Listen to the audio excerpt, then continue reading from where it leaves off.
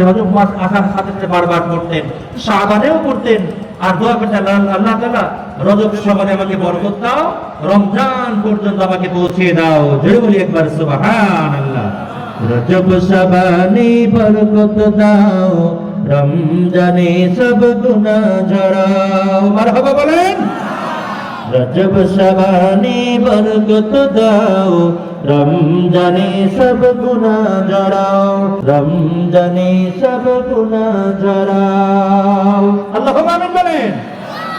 আমরা রজব এবং শাবান মাসে আল্লাহর কাছে বরকত চাই, আর রমজানে যেন আমাদের জীবনের সকল গুনাহ খাতাগুলো আল্লাহ তাআলা মাফ করে দেয়। একটু আওয়াজ দিয়ে জোরে বলেন তো আল্লাহুম্মা আমিন। প্রিয় ভাইরা আমার, সেই রজব মাস চলে গিয়েছে, শাবান মাসে আমরা আছি, রমজান পাবো আশা রাখছি।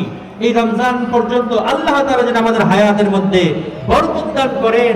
আমরা সকলেই করছি আল্লাহুম্মা আল্লাহুম্মা।